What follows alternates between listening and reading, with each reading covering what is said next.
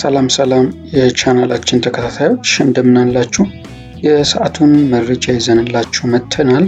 የፌዴራል ፖሊስ አገሪቱን እያነጋገረ ባለውና የበርካታ ዜጎችን ሀብት ባወደመው የፊንቴክ ኢንቨስትመንት የኤሌክትሪክ መኪና ሽያጭ ማጭበርበር ወንጀል የተጠረጠሩ ታዋቂ አርቲስቶችንና የማህበራዊ ሚዲያ ተጽዕኖ ፈጣሪዎችን በቁጥጥር ስር አውሎ ምርመራ መጀመሩ ተዘግቧል። በዚህ መሰረት አንጋፋው አርቲስት እንዲሁም የማስታወቂያ ባለሙያ ሰራዊት ፍቅሬ፣ አርቲስት ዳንኤል ተገኝ፣ አርቲስት ገረም ደጀኔ፣ አርቲስት አብርሃም ግዛው እንዲሁም በቲክቶክ እና በማህበራዊ ሚዲያ ሰፊ ተከታታይ ያላቸው መንሱር ጀማል እና ወንድም ካሊድ በቁጥጥር ስር ከዋሉት መካከል ይገኙበታል። ዜናው እስከተጠናከረበት ጊዜ ድረስ እነዚህ ግለሰቦች በዋስም ሆነ በነፃ ያልተለቀቁ ሲሆን ፖሊስ በጉዳዩ ላይ ጥብቅ ምርመራ እያካሄደ ይገኛል። የእነዚህ ታዋቂ ሰዎች መታሰር ዋነኛ ምክንያት ከተጠርጣሪው አጭበርባሪ ድርጅት ጋር በመተባበርና ማስታወቂያ በመስራት የህዝብን አመኔታ አላግባብ በመጠቀማቸው ነው ተብሏል። ድርጅቱ የቢዋይዲ የኤሌክትሪክ መኪናዎችን በ950 ሺህ ብር ቅድመ ክፍያ በ3 ወር ውስጥ አስረክባለሁ በማለት ከ450 በላይ ከሚሆኑ ዜጎች ወደ 600 ሚሊዮን ብር ገደማ ሰብስቦ መሰወሩ ህብረተሰቡ ላይ ከፍተኛ የኢኮኖሚና የስነልቦና ቀውስ ፈጥሯል። ዜጎች ገንዘባቸውን ያወጡት የድርጅቱን ህጋዊነት አረጋግጠው ሳይሆን በቴሌቪዥንና በማህበራዊ ሚዲያ የሚያውቋቸውንና የሚያከብሯቸውን እነዚህን አርቲስቶች አምነው በመሆኑ የተፈጸመው የማጭበርበር የሞራል ውድቀቱንም ከፍ አድርጎታል። አሁን ላይ ጥሪታቸውን የተነጠቁትና ለወራት የተጉላሉት ደንበኞች ፍትህ ፍለጋና መፍትሄ በመሻት እንግዲህ መንግስት መስሪያ ቤቶች ደጃፍ ሰልፍ ወጥተው አቤቱታቸውን እያሰሙ ይገኛሉ። የዚህ አስደንጋጭ ክስተት የሚያሳየው በማስታወቂያ ዘርፍ ውስጥ ያለውን የህግ ተጠያቂነትና የታዋቂ ሰዎችን ኃላፊነት ነው። ማስታወቂያ ሰርቶ ክፍያ ከመቀበል ባለፈ አርቲስቶችና ተጽዕኖ ፈጣሪዎች የሚያስተዋውቁት ምርት ወይም አገልግሎት ህጋዊነት የማረጋገጥና ህብረተሰቡን ከአደጋ የመጠበቅ የሞራልና የህግ ግዴታ እንዳለባቸው ይህ ክስተት ያው ማሳያ ነው። የፌዴራል ፖሊስ የጀመረው ይህ ምርመራ የህዝብን ገንዘብ ለማስመለስ ከሚደረገው ጥረት ባሻገር ወደፊት ማንኛውም ታዋቂ ሰው የህዝብን እምነት ሸጦ ለግል ጥቅሙ እንዳይውል የማስጠንቀቂያና አርቲስቶች ማስታወቂያዎች ሲሰሩ ከፍተኛ ጥንቃቄ እንዲያደርጉ የሚያስገድድ ትልቅ የማስጠንቀቂያ ደወል ሆኗል። እንግዲህ እንደሚታወቀው በሀገራችን ከፍተኛ የሚዲያ ሽፋን ካገኙና በርካታ ታዋቂ አርቲስቶች እና ግለሰቦች ከተሳተፉበት ክንውን አንዱ የፊንቴክ ኢንቨስትመንት ጋዜጣዊ መግለጫዎች ናቸው። ተቋሙ በጋዜጣዊ መግለጫዎቹ መኪናዎቹን ለማስረከብ ከጅቡቲ ወደ ገላንና ቃሊቲ ለማጓጓዝ ዝግጅት ማጠናቀቁን ቢገልጽም ደንበኞች ግን ጉዳዩ ሌላ እንደሆነ በመናገር ከዚህ በፊት በተደጋጋሚ ለመሰረት ሚዲያ የተጭበርብረናልና ተጉላላን አቤቱታ ሲያቀርቡ እንደነበር በርካታ ጊዜ እኛም በዘገባችን ነግረናችሁ ነበር። እነዚህ በርካታ ቁጥር ያላቸው ደንበኞች እንደሚሉት የመኪና አስመጪው ከ450 በላይ ከሆነ ሰው ከእያንዳንዱ 1.3 ሚሊዮን በአጠቃላይ 6 ሚሊዮን ብር ገደማ ከተቀበለ በኋላ እያንገላታቸው እንደሚገኝ ነው የገለጹት። ይህ ድርጅት የቢዋይዲ ሲገል ሞዴል መኪናዎችን በግማሽ ዋጋ ቅድመ ክፍያ በ950 ሺህ ብር በ3 ወር ውስጥ አምጥቼ ካስረከብኩ በኋላ ቀሪውን ክፍያ በ5 ዓመት ያለወለድ በየወሩ መክፈል እንደሚቻል መግለጹም እንግዲህ በውል ሰነዶች እና በተለያዩ ሚዲያዎች ባስነገራቸው ማስታወቂያዎች ላይ ይታያል።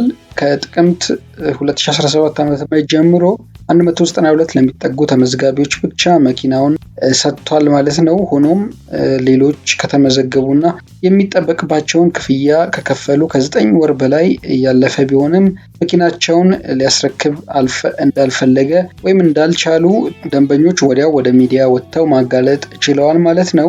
መኪናችንን ስጡን ብለው ተሰብስበው ቦሌ ሜጋ ሱር ኮንስትራክሽን አጠገብ ከሚገኘው ቢሮአቸው ድረስ በተደጋጋሚ ሄደው ሲጠይቁ በተናጠል እንጂ በጋራ አናናግርም በማለት እንግዲህ ለረጅም ጊዜ ሲያጉላላቸው መቆየታቸውን ለሚዲያዎች ማጋለጣቸው ይታወቃል።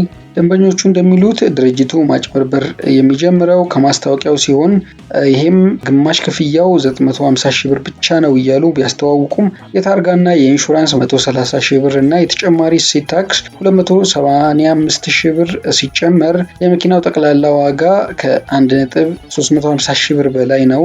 ለቫት ክፍያው ደረሰኝም አይሰጡም ሲሉ ይናገራሉ።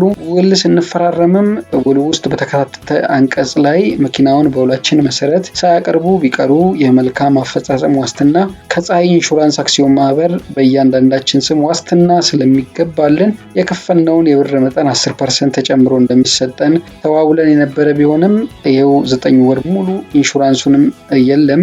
የመኪናውም ነገር የውሃ ሽታ ሆነ። ፀሐይ ኢንሹራንስ አክሲዮን ማህበር ሄደን ስንጠይቅ የፋይናንስ አፈጻጸማችን አይተን ሪስክ ስላለው ውላችንን አቋርጠናል በማለት አብራርተው ገልጸውልናል ሲሉ ወዲያው ለሚዲያ አጋልጠው ነበር። በወቅቱ ግንቦት 9 2017 ዓ.ም በተጻፈ ደብዳቤ በሳምንት ጊዜ ውስጥ እናስረክባቸዋለን በማለት ባሳወቁን መሰረት መጀመሪያ ከከፈልነው ከ950 ሺህ ብር በተጨማሪ የታርጋና ኢንሹራንስ 130 ሺህ ብር ተጨማሪ እሴት ታክስ 285 ሺህ ብር በአጠቃላይ እያንዳንዳችን 415 ሺህ ብር ያስከፈሉን ቢሆንም ምንም የገባ የተረከብነው መኪና ሳይኖር እስካሁን ቆይተናል በማለት እንግዲህ ለሚዲያዎች ከደብዳቤ ጭምር ማስረጃቸውን ይዘው በመቅረብ አረጋግጠዋል። የድርጅቱ ባለቤት ማንነትን በተመለከተ ለማወቅ በተደረገው ጥረት የሚታወቁ ባለቤቶቹ 2 ሲሆኑ አንደኛው አቶ ግርማይ ገብረ ማርያም የተባሉ ሲሆኑ ከዚህ ቀደም በደቡብ አፍሪካ የዓለም ዋንጫ ሰዎችን እልካለሁ ብለው ገንዘቡን ይዘው ጠፍተው በኢንተርፖል አማካኝነት ከጀርመን ሀገር ተይዘው የመጡ ግለሰብ መሆናቸው ነው የታወቀው። ሁለተኛው አቶ ዳንኤል ዮሐንስ የተባሉት ደግሞ ሄሎ ታክሲ በሚል ስም ከ5000 በላይ ሰዎች ላይ ገንዘብ ሰብስበው ብዙ ሰዎችን ያጉላሉ ግለሰብ መሆናቸው ታውቋል።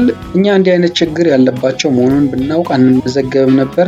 እስካሁን የሰጡት መኪና 192 ሆኖ እያለ በተለያየ ሚዲያ እያቀረቡ ከዚህ ቁጥር በላይ አስመጥተናል እያሉ ያወናብዳሉ። ነገር ግን ወረፋ ይዘን ቁጥር ተሰጥቶን ከምንጠባበቅ ሰዎች ውስጥ እስካሁን 192 ብቻ መኪኖች ማስረከባቸውን ራሳቸው አምነው ለኛ ነግረውናል በማለት እንግዲህ ደንበኞች ክሳቸውን ያቀርባሉ። በዚህ ድርጅት ላይ አምባሳደር ተብለው የተሰየሙት ብዙ አርቲስቶችና ታዋቂ ግለሰቦች ናቸው።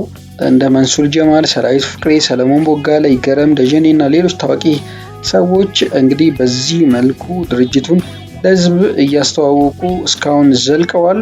ጉዳዩን ለተለያዩ መንግስት ተቋማት ማለትም ለመንገድና ትራንስፖርት ቢሮ፣ ለንግድና ቀጣናዊ ትስስር ቢሮ፣ የአስመጭነት ፍቃድ ለሚሰጡ ተቋማትና ለሌሎች በዚህ ዘርፍ ለሚሰማሩ መስሪያ ቤቶች በዝርዝር ያመለከቱ ቢሆንም ምንም ጠብ የሚል መልስ እንዳልተሰጣቸው እንግዲህ ለሚዲያ አጋልጠዋል።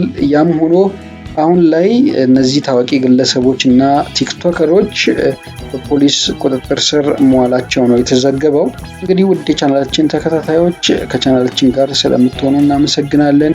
በሌላ መረጃ በሌላ ጊዜ ዳግም እንገናኛለን። ሰላም።